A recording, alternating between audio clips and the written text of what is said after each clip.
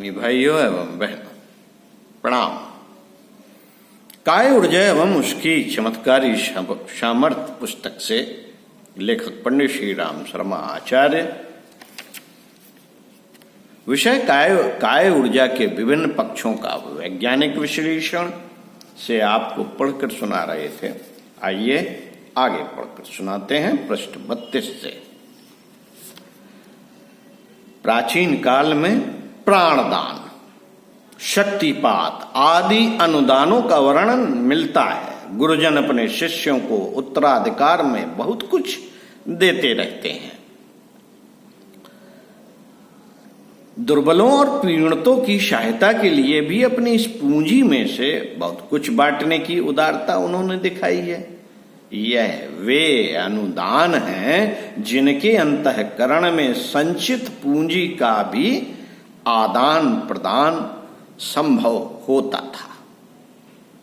इन दोनों उस प्रक्रिया का उपयोग हल्के रूप में होने लगा है। मैस्मेरिज्म सिद्धांतों के आधार पर की जाने वाली प्राण चिकित्सा को इसी स्तर का माना जा सकता है। उसमें मात्र शरीरगत विद्युत प्रवाह का आदान प्रदान होता है। उसमें ग्रहणकर्ता को अधिक लाभ होता है, पर प्रदाता को कोई अधिक घाटा भी नहीं सहन करना पड़ता। क्यों? क्योंकि दैनिक जीवन के विभिन्न कार्यों में इस विद्युत का निरंतर व्यय होता रहता है। चिकित्सा प्रयोजन में इतना ही करना पड़ता है कि प्राण शक्ति का कुछ समय तक बिखराव रोकना पड़ता है और एकाग्रता तथा संकल्प शक्ति के सहारे उसे दुर्बल व्यक्ति को देना पड़ता है। इसे शारीरिक स्तर पर मोटा अनुदान कह सकते हैं। सम्मोहन विद्या का वशीकरण, मूर्छा प्रयोग आदि के रूप में प्रचलन तो पहले भी था। योग एवं तंत्र ग्रंथों में इसका विशद वर्णन भी मिलता है, पर उसे व्यवस्थित चिकित्सा के रूप में प्रचलित करने का श्रेय ऑस्ट्रिया निवासी डॉक्टर फ्रांसिस्कम एंटीनियर्स मैस्मर को है।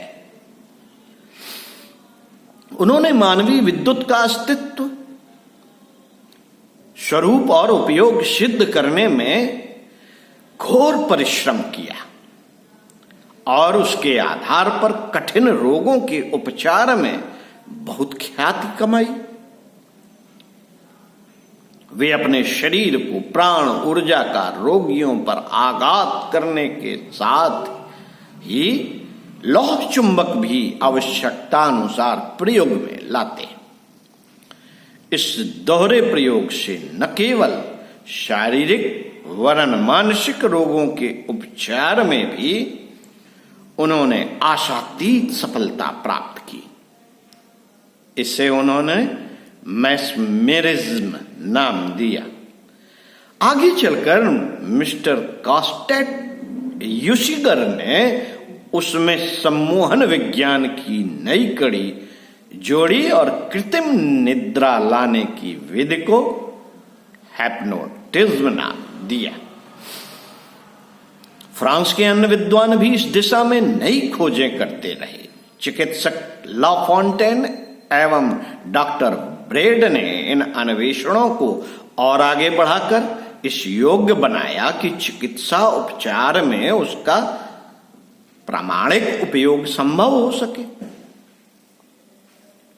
कुछ दिनों पूर्व अमेरिका के न्यू ऑर्लियंस तो ऐसे प्रयोगों का केंद्र ही बना रहा, जहां इस विज्ञान को अमेरिकी वैज्ञानिक डार्लिंग और फ्रांसीसी वैज्ञानिक डॉक्टर डुरांड डे ग्रास की खोजों ने विज्ञान जगत को यह विश्वास दिलाया कि प्राण शक्ति का उपयोग अन्य महत्वपूर्ण उपचारों से किसी भी प्रकार कम लाभदायक नहीं है। इस प्रक्रिया को इलेक्ट्रोबायोलॉजिकल साइंस नाम दिया गया है। The school of Nancy, the school of charcoal, the school of mesmerism नामक संस्थाओं ने इस संदर्भ में महत्वपूर्ण शोध कार्य किए हैं। इनके अतिरिक्त भी छोटे बड़े अन्य शोध संस्थान सम्मोहन चिकित्सा पर अनुसंधानरत रहे हैं। साथियों, मूर्धन्य वैज्ञानिक डॉक्टर एमोमाल तथा जे.एम. व्रेबेल ने अपनी पुस्तक हैप्नोटिज्म में सम्मोहन चिकित्सा की अनेकों प्रामाणिक घटनाओं का वर्णन किया है।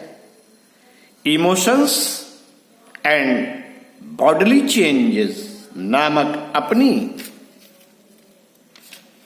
प्रसिद्ध पुस्तक में लेखिका H.F. डनवार ने लिखा है, इस विद्या द्वारा हर प्रकार की हिस्टीरिया, फोबिया, स्नायविक बीमारियां, वाणी का संतुलन, हकलाना आदि का सफल उपचार संभव है। डॉक्टर बिन के अनुसार मानसिक रोगों के उपचार में वैज्ञानिक हैप्नोटिज्म का सफल स्तर पर प्रयोग हुआ है। मित्रों, अमेरिका की सुप्रसिद्ध चिकित्सक डॉक्टर आर्नोल्ड फॉस्ट ने सम्मोहन विधि से नियंत्रित करके कई रोगियों के छोटे ऑपरेशन किए थे। पीछे डेंटल सर्जनों ने यह विधि अपनाई और उन्होंने दांत उखाड़ने में शून्य करने के प्रयोग बंद करके सम्मोहन विधि प्रयोग को सुविधाजनक पाया। दक्षिण अफ्रीका जोहान्सबर्ग के टारा अस्पताल में डॉक्टर वर्नर्ड लेविंसन ने बिना एनेस्थीसिया के इसी विधि से कितने ही कष्ट रहित ऑपरेशन करके यह सिद्ध किया कि यह विधि कोई जादू मंत्र नहीं वरन विशुद्धता वैज्ञानिक है।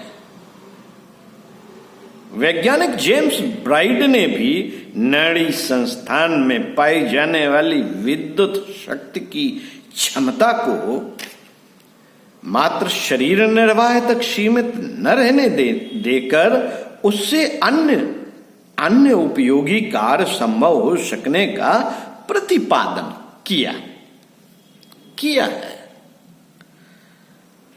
प्रसूति में भी हैप्नोटिज्म का प्रयोग सफल रहा। इस दिशा में अनेक मेडिकल अधिकारियों के नाम उल्लेखनीय है। इनमें डॉक्टर वॉन ऑटिजर, डॉक्टर जे रैफलर शूल्ज तथा डॉक्टर मार अति प्रसिद्ध है।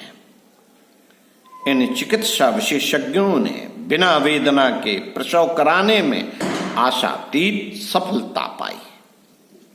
कई महिलाएं जिनको प्रसूति पहले ऑपरेशन से हुई थी, इस विधि द्वारा सहज रूप से संपन्न हो गई। डॉक्टर विन के अनुसार जिस परिमाण में सम्मोहनकर्ता के प्रति सम्मान तथा रोगी का विश्वास होगा, उसी मात्रा में यह लाभान्वित हो पाएगा। विश्वास बड़ी चीज है। श्रद्धा और विश्वास, यही तो मंत्र है।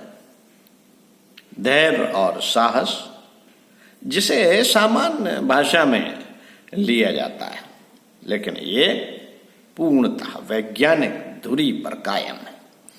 प्रख्यात वैज्ञानिक मेडाट्रियूज तथा काउंट पुलिगर ने अपने अनुसंधानों के आधार पर यह सिद्ध किया कि प्राण शक्ति द्वारा रोग उपचार तो एक हल्का सा प्रयोग मात्र है, वस्तुतः उसके उपयोग बहुत ही उच्च स्तर के हो सकते हैं। उसके आधार पर मनुष्य अपने निज के व्यक्तित्व में बहुमुखी प्रतिभा उत्पन्न कर सकता है, प्रतिभाशाली बन सकता है। आत्मविकास की अनेक मंजिलें पार कर सकता है। पदार्थों को प्रभावित करके अधिक उपयोगी बनाने तथा इस प्रभाव से जीवित प्राणियों की प्रकृति बदलने के लिए भी प्रयोग किए जा सकते हैं। जर्मन विद्युत विज्ञानी रिकेनबेग इसे एक विशेष प्रकार की अग्नि मानते हैं। उसका बाहुल्य वे चेहरे के इर्द गिर्द मानते हैं और हीलिंग आरा नाम देते हैं। प्रजनन अंगों में उन्होंने इस अग्नि की मात्रा चेहरे से भी अधिक परिमाण में पाई है। दूसरे शोधकर्ताओं ने नेत्रों तथा उंगलियों के पोरों में उसका अधिक प्रवाह माना है। प्राण शक्ति के वैज्ञानिक अनुसंधान के क्षेत्र में अभी प्राथमिक जानकारियां ही उपलब्ध हो सकी हैं। उसके थोड़े से सूत्र निर्धारित किए गए हैं और यद किंचित उपयोग उपचार जाने गए हैं। आत्मविज्ञानी मित्रों, आत्मविज्ञानी मानवीय चेतना में सन्निहित संकल्प शक्ति, इच्छा शक्ति, वेधक दृष्टि, सम्मोहन रूपी इस अद्भुत सामर्थ्य की गरिमा आरंभ से ही गाते रहे हैं और कहते रहे हैं कि जो प्राण विद्या को जान लेता है उसके लिए संसार में कुछ भी अनुपलब्ध नहीं रह जाता, जो समृद्धि, प्रगति और सुख शांति के लिए आवश्यक है। ओम शांति। आगे आपको इसी पुस्तक से शक्तिपात और उसका आधार पढ़कर सुनाएंगे। ओम शांति।